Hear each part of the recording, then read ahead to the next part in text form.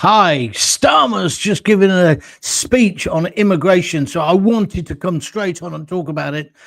See what you make of this. Feel free to comment if you fancy. So, Sir Keir Starmer says he's finally getting tough on immigration. But did he actually say anything in his 20-minute speech this morning?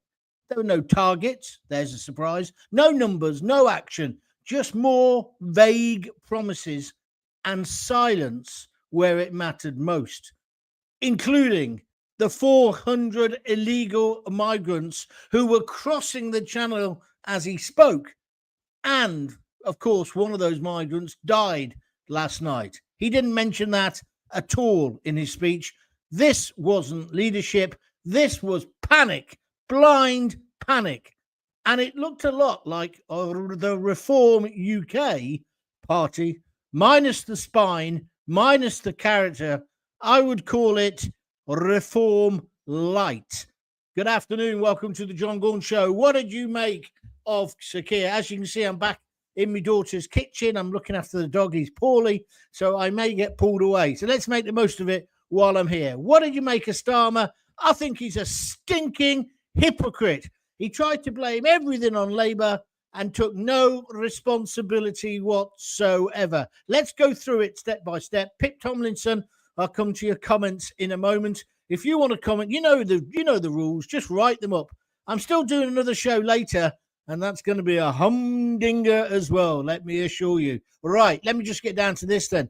Let's start with what Starmer didn't say. On the day of this massive immigration speech, 400 economic migrants, I presume, there might be one or two asylum seekers amongst them, crossed the channel illegally to land at Dover. Now, unfortunately, one of them died, and that is absolutely tragic. But Starmer, not one bloody word. He had no plan for the small boats, no mention at all in his speech of illegal migration. Just vague talk about a points-based system. Starmer, these lot aren't worrying about the points. They're just getting in a dinghy. And he talked about workforce planning. It was all buzzwords. No targets, no urgency, no substance. We have got a national emergency crisis, and this idiot couldn't even write his own speech. This speech, you'd be forgiven for thinking it was written by a Reform UK intern, somebody on work experience. It had all the right phrases, but no commitment, no spine behind them. Starmer dropped in phrases like the nation of strangers, saying that people aren't mixing enough. He hinted at too much migration.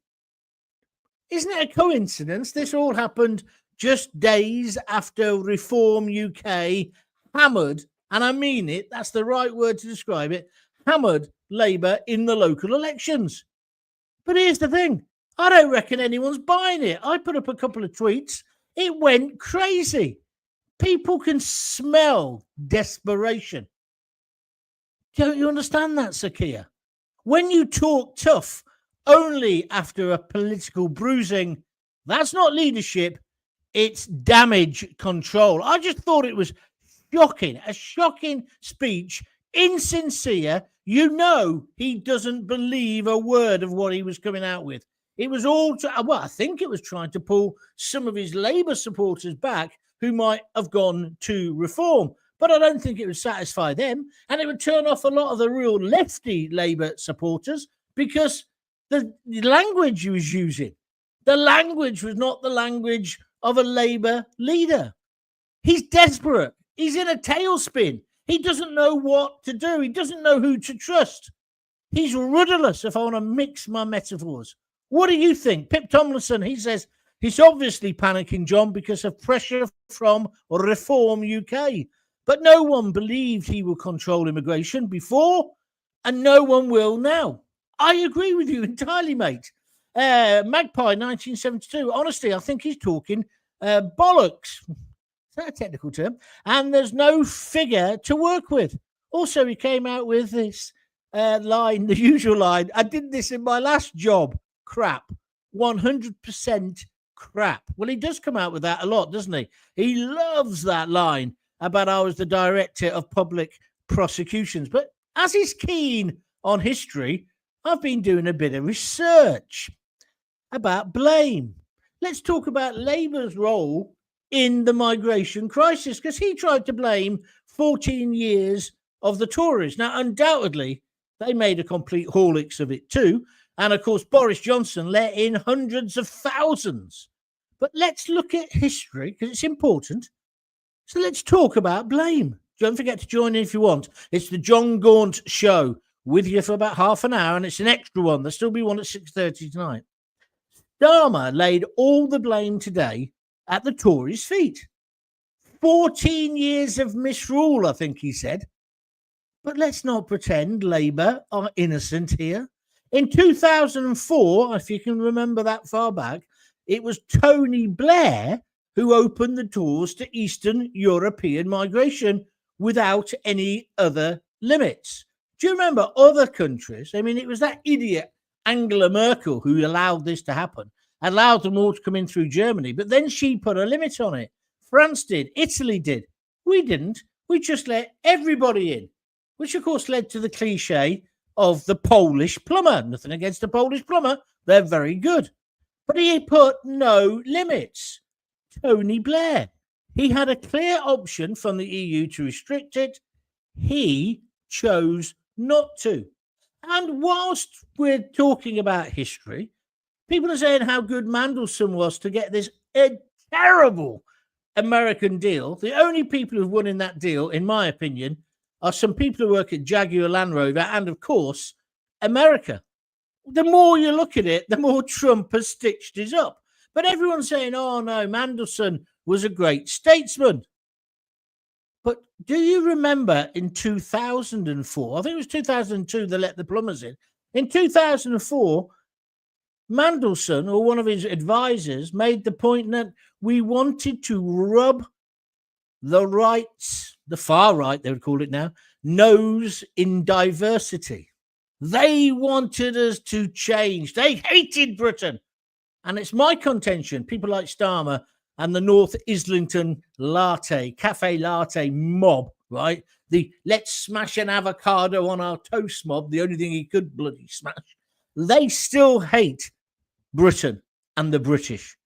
Starmer can talk about a divided nation if he wants, but Labour built the foundations of that mess. Do you see what I did there? Foundations, because he's been going on and on about foundations, hasn't he, recently? He really gets on my wick.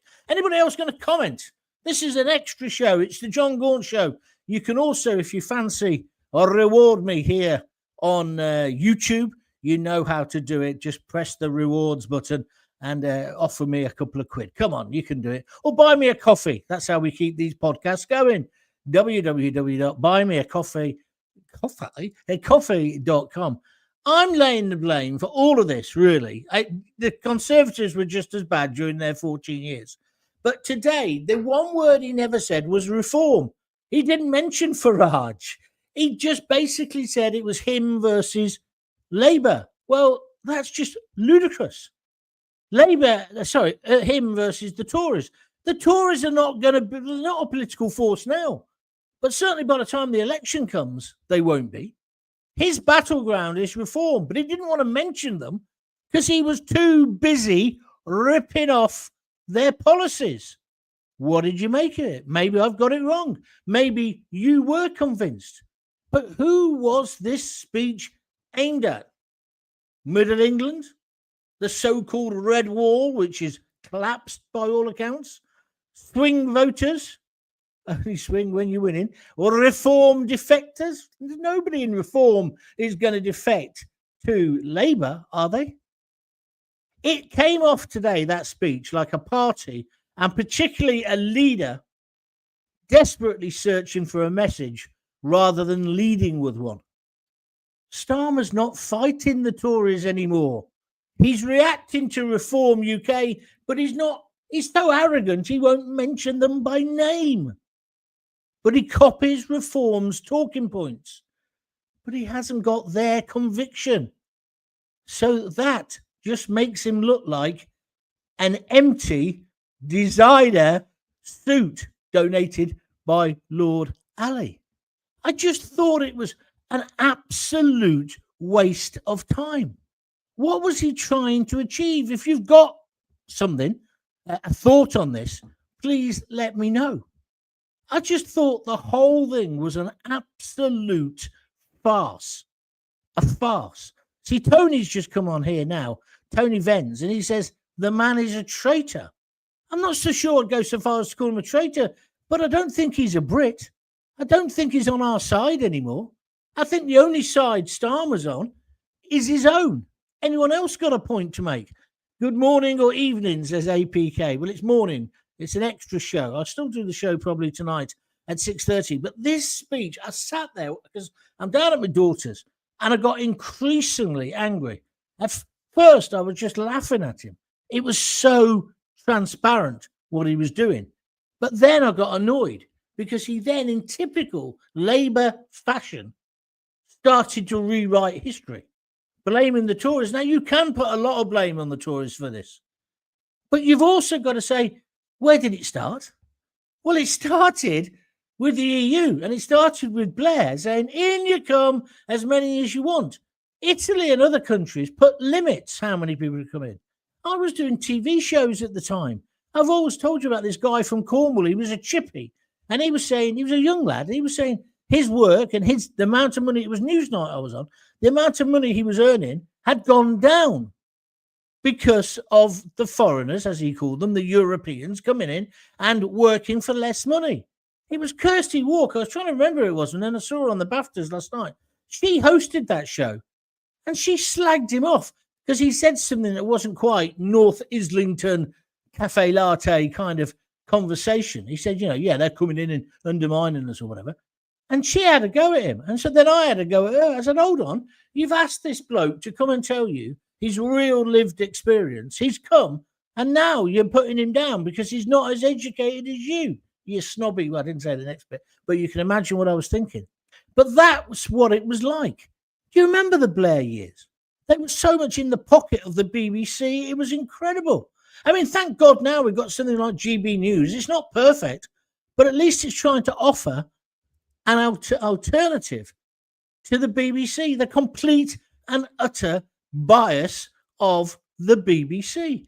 And Starmer, he did that press conference this morning at 8:30 so he could get on the breakfast shows. It's all media manipulation.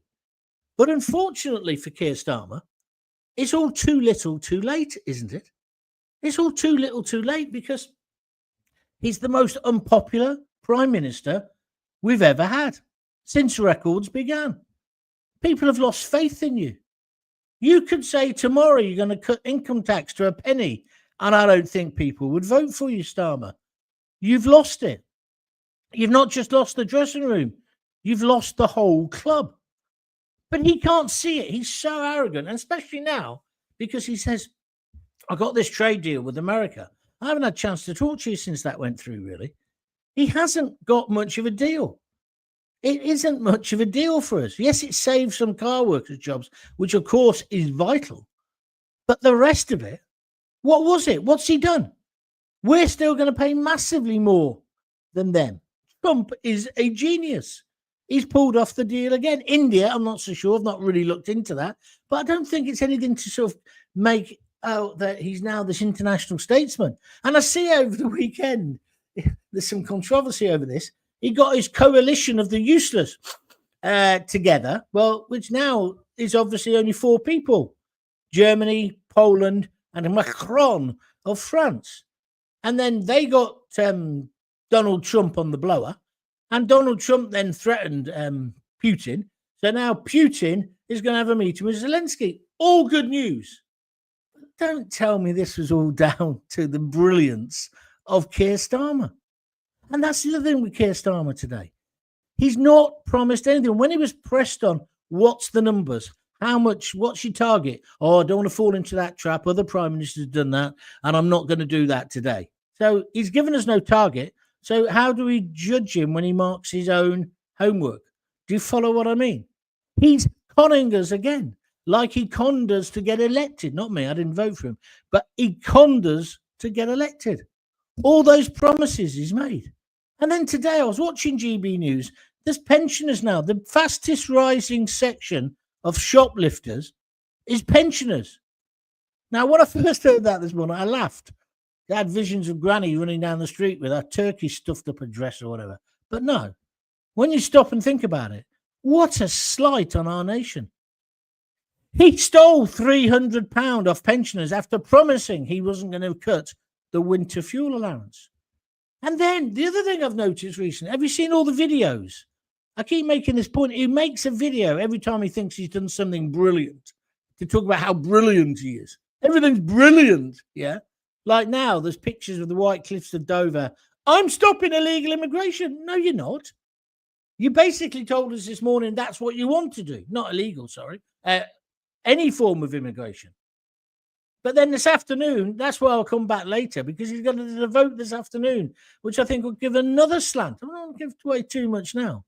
But he's just a liar, isn't he? I thought he was a fibber, but he's not. He's a liar. He'd lie to your face if it meant he could keep in power. He's got to be removed. Do you agree with me? Look at the way, and thanks, by the way, for the fantastic response to the last broadcast, which was all about the riots and what was his role in that. I can't believe how many people agree with me. If he had just told us that actually Axel was not a recently arrived Muslim illegal entrant, maybe that would have calmed the riots down. He didn't. But then he comes on Billy Big Boots and sends a load of people to prison. Has he even stopped for a minute and thought, that's wrong? I've sent people who were basically decent law-abiding citizens, I'm not talking about the ones who were burning the hotels down, by the way, to prison. Or even the ones who did want to burn the hotels down. You've got to question, did they get a fair trial? Or did they just give in? And what was this thing about all the judges being on telly handing out the sentences? If that wasn't mass kind of mind control, if that wasn't propaganda, I don't know what is. It's pretty disgraceful. And he didn't want to know why people had rioted. He's now got all these official reports coming out, left, right, and centre, saying, well, they were dissatisfied. There's a lot of white working class people who feel they're being left behind. And this will be the same thing when he comes to analyse while he gets absolutely hammered in the next general election. He got slaughtered last week. Absolutely slaughtered. So he could have said today, oh, like he did the other week, I get it. I understand it now. So what I'm going to do, I'm going to prioritise over the next few months and the next year or so, migration, both legal and illegal. I am going to stop the boats because I know that's what you want me to do. You're the people. I'm your Prime Minister. Give me a break. Let me get on with it. No, he wheels out Yvette Cooper. I mean, I thought he was a terrible performer today, Starmer. Like I say, he was a Reform-Lite.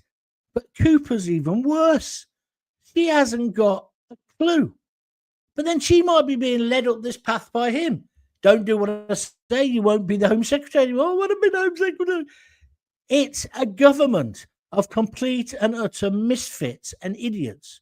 You've got Reeves, thieves, right, who falsifies her CV. In any normal job, she'd be outside the dole office singing, Scooby-Dooby-Doo, Big Miss Shoe. Yeah, she'd be out of a job.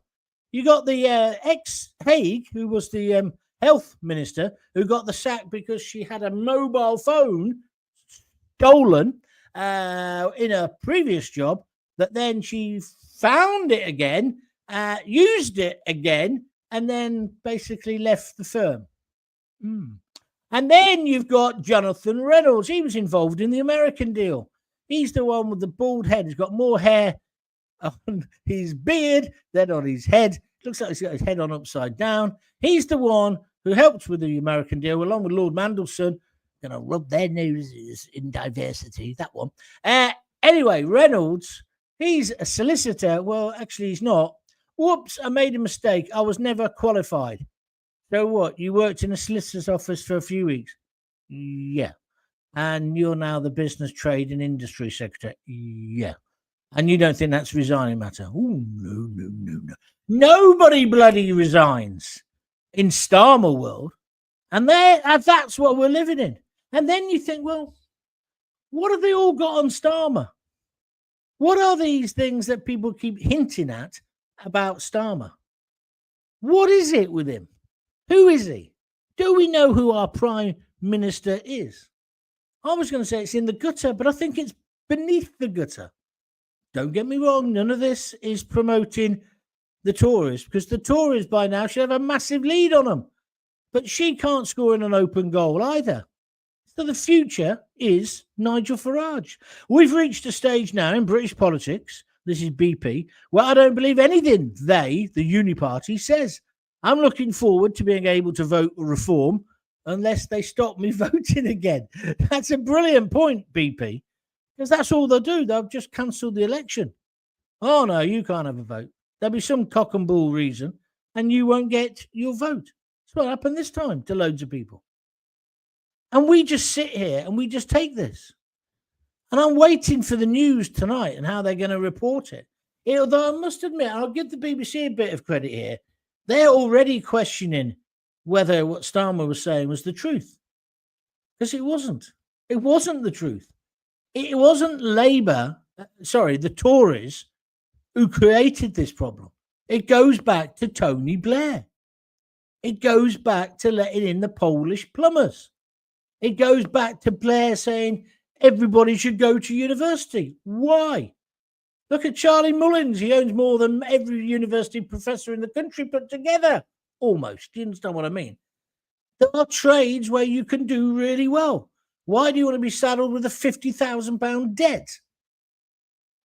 But he made out everybody, that was it. Blair's ambition, see, I'm old enough to remember this. Blair's ambition was that 50% of the population went to uni. Why? I only wish people had asked that question at the time. Why was that necessary?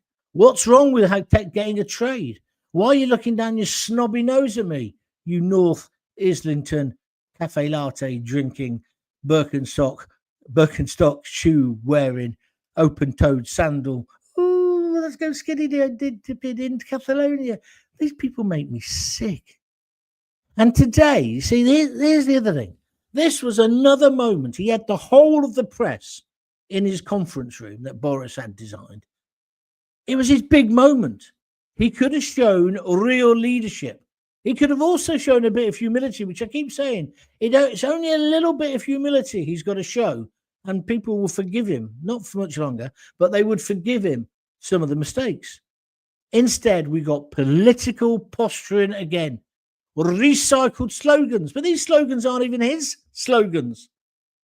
They're Reform's slogans. A few weeks ago, he'd have been saying, that's far right, you're going to prison for saying that. Let's just go back to Blair a minute. Blair was also the one when I was on BBC London about 15, 20 years ago. I don't know how long ago it was. And it was the Olympics. And I was in Tower Hamlets, I think, when the announcement was made.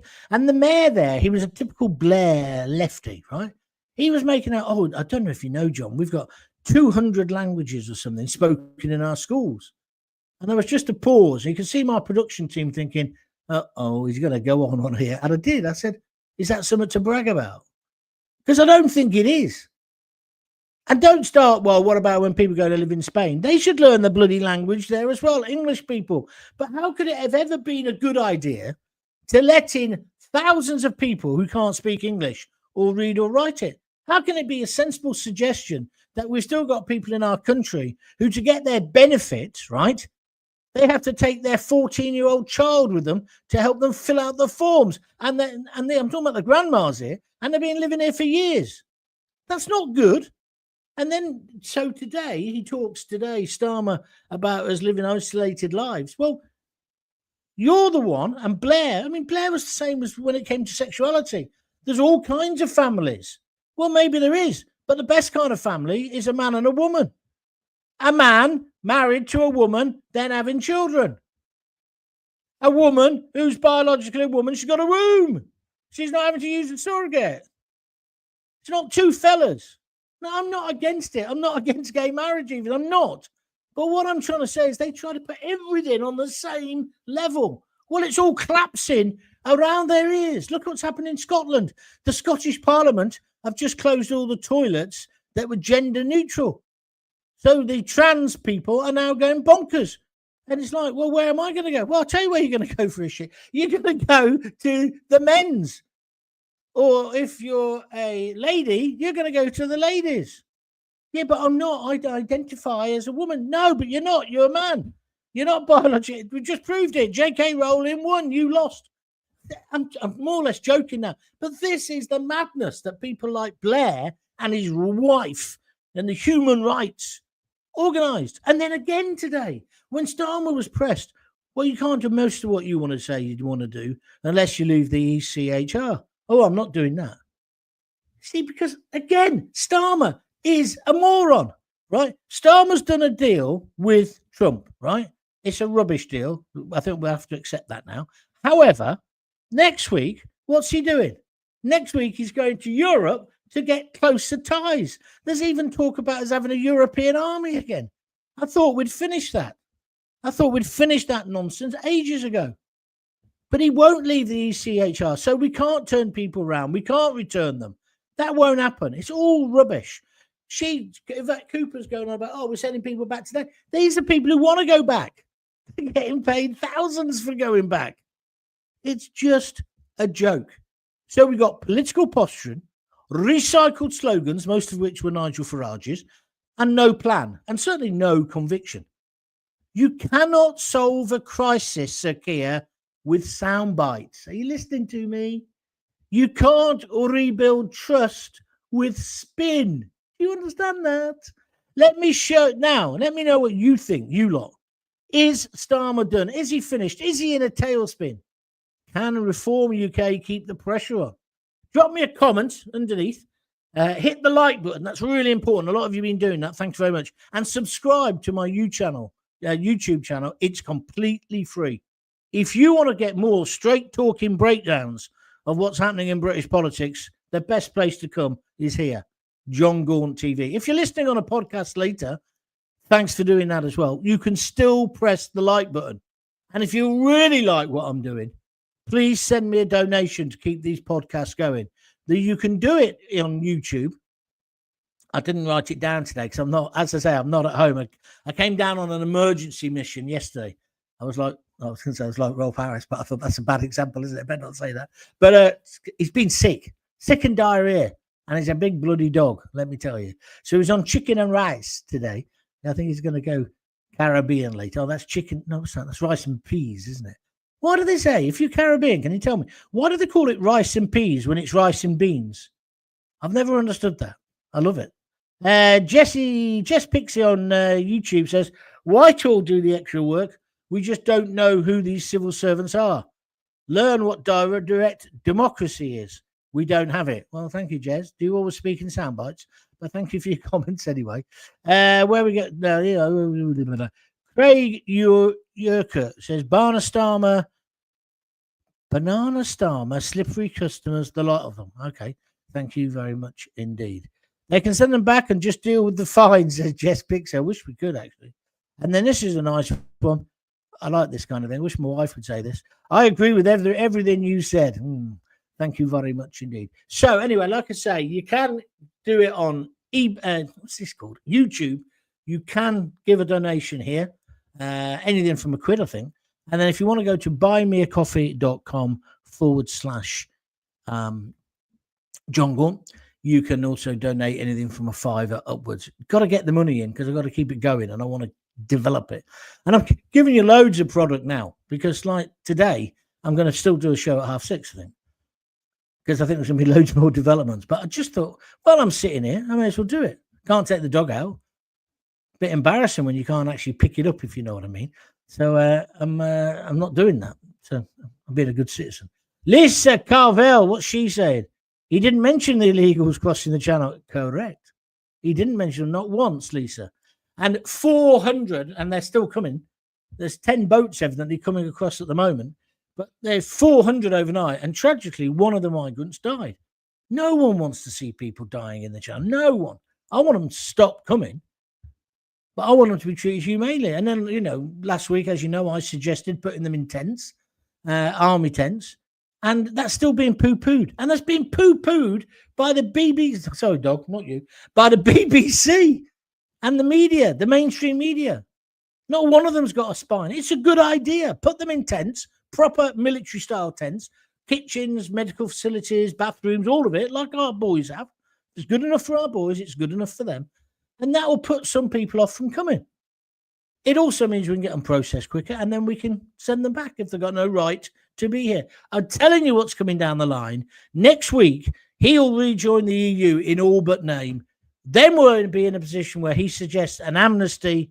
Oh, yeah, my coalition of the useless have had a meeting. We've had a meeting, and we've decided it'd be a really good idea if we let them all stay. The ones who are here now. But then we're going to be really tough on anybody else coming. No. I don't even want the ones who are here already to stay. I want them to go home because they didn't do it the right way. They broke the law. They broke into our country. Oh, all those burglars have been screwing your house. Don't worry about it, Gaunty. We're going to stop it. Oh, how are you going to stop it, Sir Keir? We're going to let this lot off and tell them they've been a very, very naughty boy. And if anybody else does it, they're going to go to prison for 1,000 years. That's really the logic and the way that idiot-faced Starmer thinks about it. Thank you, Lisa. Starmer is going. Going where? Says Roderick Toms. I love it when people make out they know exactly what's happening, and they obviously don't. The only good thing is Starmer is so unlikable. Every time he speaks, Labour drops in the polls. Yeah, he has got the Midas touch in reverse. I've been saying this for ages. Lisa Carvel, this is a good point, Lisa. Thank you for joining us. He has agreed that Indian workers can work here without paying NI. So Jaguar Land Rover can employ Indian workers 20% cheaper than UK ones. And do they still get healthcare, although they haven't paid in? Yeah, of course they do. Of course they do. Lisa, no, of course they do. Everything is geared up to the migrants, and particularly the illegal migrants. None of it's in our favour. Have you not got that yet, Lisa? Huh?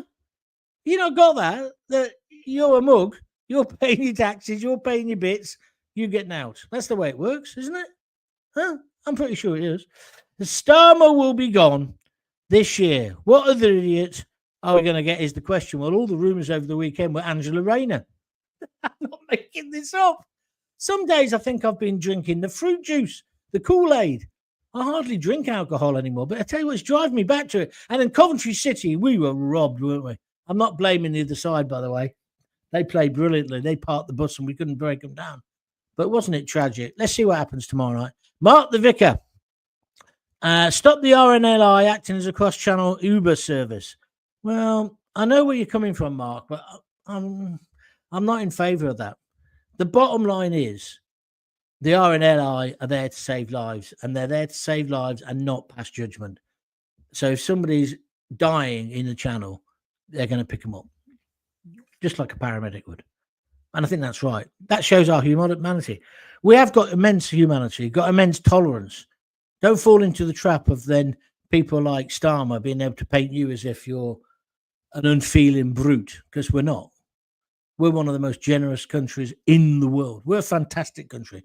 That's why every Tom, Dick, Abdul, Muhammad, Sam, Bert, Fred, Harry want to get in the country, isn't it? Let's face it, because we're brilliant. But we just can't have them all. That's the truth. I don't know. But today, that was more appeasement from Starmer. They'll still keep coming. Do you remember, I was working in Boots. I'll tell you how long ago this was. It's when they had a record department. And in a pinstripe suit that used to be my brother's, it was too small for me. And it always showed you how much work he'd done because the pinstripes were painted on. So he'd obviously sat on his arse most of the time because over my backside there was no stripes. You with me? Anyway, and Jeff Wayne's War of the Worlds came out. Remember that song? They said the chances of anything coming from Mars was 1,000,000 to 1, they said. And still they come. Well, that's about what I was thinking about today with Starmer's speech. No matter what you're saying, Starmer, they're still going to come. I'm going to still keep paying for them. You're going to still keep living in absolute luxury. You're going to still keep getting suits made for you, bought for you by suits you, sir, Lord Ali, yeah? Your son's going to still be in his penthouse doing his A-levels, even when he's 84. You'll be sending our troops, our boys to Ukraine to die. You'll be telling Zelensky, oh, God, terrible hay fever today. Sorry, I keep sniffing. You'll be telling Zelensky that we're all behind you when we're clearly not. And the madness continues. The whole immigration legal system needs to be sorted. Lisa's on one now, isn't she? Criminals only get one bite of the cherry. Immigration appeals seem to be able to appeal again and again and again. Oh, he said today he's going to tighten that up. He did, right? I've got 3 mates who are immigration lawyers, right? And they're really decent fellas. But they just take the mick out of this system because the law's not tight enough. And whose fault's that? The government of the day. Because Tony Blair, this is the thing you've got to get in your heads. Tony Blair wanted them in. Keir Starmer wanted them in. Keir Starmer today saying he's going to get tough. It's bullshit. He isn't. You can imagine him. They're in North Islington, right? And they've just had their tofu burgers and they're chatting about the opera or they're chatting about going to Salonika in the summer, right? Or how their child's getting on with the extra maths lessons they're paying for because they can afford it because they've got money. But, he just goes to the local comprehensive. All that North Islington bunch, right? Yeah? Can you imagine it if you suddenly said, well, actually, I think we should send them all back. Right? They'd all be choking, wouldn't they? They'd all be dying. Yeah? Just before they start snorting their cocaine. I always remember years ago when I was on BBC London, and I can't remember, was it Paul Condon? Can't remember which one. It might have been Blair. He was an absolute joke. Blair, the chief of police, do you remember? But the one sensible thing he said was, all these people who snort cocaine at dinner parties, you're responsible for the drug deaths. There was outrage in the British press because he was talking about them and in political circles. So when I see a story about cocaine, I used to think that's a load of rubbish. I'm not alluding to anything that's happened recently. God, my hay fever's terrible. John, you're bloody brilliant. Keep on keeping on. Yeah, I am. You're right. Yeah, thanks. Oh, that's Dan Reddington. Oh, Dan's the man who used to listen to me when I was in Birmingham. And he had the best record shop in the world, bar none. It's called, I hope it's the right guy. I think it is. You're looking quite good, Dan. When was that picture taken? About 500 years ago. They keep that in the loft next to one of Oscar Wilde. Anyway, Dan had a record shop called Reddington's Rare Records. Brilliant. Any record you could imagine, he had it. And he knew all the Birmingham scene, the Roy Woods and all that lot, and Robert Plant, and that. Musical knowledge was brilliant. Dan, lovely to hear from you. I know you got rid of your shop, so if you got a fuse, Bob, you can sponsor me, couldn't you? Come on, Dan. I need a £5. Buy me a coffee or send me a reward on YouTube, the ones that I can't remember the name of. Why am I so useless? Lisa said to me the other day, she said, how's the donations going? I said, when I remember to do it, yeah, they go quite well. She said, what do you mean when you remember? Write it down. Oh, yeah, all right. And I don't. I'm useless. I am useless. No wonder I'm 64, sitting on my ass in my daughter's beautiful kitchen as it is, but I don't know. Are you free this week, Dad, to come down and help me because the dog? Yeah. What else would I be doing? Don't you have anything to do, Dad? No. No, just me podcast. Why do you think I'm doing this now? I'm sitting here bored. Anyway, don't get used to it because I'm not going to do it every day, but I've done it today. I'll come back at 6:30 because I've got something else to say later, and I might be in a bit of a lively mood by then. Thanks for watching today. Thanks for listening. If you're listening to the audio podcast, feel free to buy me a coffee, www.buymeacoffee.com/John Gaunt, or do it on YouTube. But most of all, press the like button. Press the like button. Tell people you like it. Subscribe to my YouTube channel, John Gaunt TV. It's completely and utterly free. So that might appeal to you, Dan. It's completely and utterly free. So do that, because the more people who like it, then the algorithm, I don't understand how it works, but algorithm, right, I think he's a Greek lad, he then promotes me more. Right? That's how it works. You've got to get that. So I'm just off now to speak to my other mate, AI, who'll do all my little snippets for me, right? A lot of artists, hang on, I better read this. Jess, you want me to read this out for him, do you? This is for Dan. You're listening, Dan, you got your own fan club here.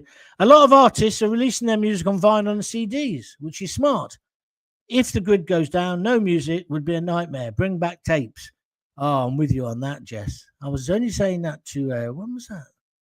I said to Rose. No, yeah, was it Rose? It's one of them, one of my kids. This whole cashless society is just not going to work, is it? Oh, that's it. It was last night. I was going to nip to the co-op in the village. She said, there's now in there, Dad. I said, what do you mean there's now in there? Oh, they've had an outrage, an outage. I said, what's that then? She said, haven't you heard about it on the news? I said, I don't watch mainstream news. I'm alternative. She said, co-op have been attacked, cyber hacked or something. And it's right, you go in there, there's nothing on the shelves. But then somebody else told me it's same in Marks and Sparks. And then you can't buy anything and you can't do anything because it's all on your phone or on the internet, isn't it? And if the banks go down, you're knackered. So there was something positive in going bankrupt. There was something positive. I don't go bankrupt, but being absolutely on the uppers. I can only work in cash, right? I try to look for something positive in my miserable, sad existence of a life. The Hack. What's The Hack, Jess? Is that a film? Going on 3 weeks. I live on an island with 2 co-ops. Well, good on you, Jess. You run free, darling. Mark the Vickers put his thumb up. Okay, Mark, thank you. Right, that's me done. I've got to go. If you've got kids, give them a kiss, give them a hug. Hey, don't forget to tell them you love them. And I'll try and see you at 6:30 unless I run out of steam. See you later. Bye.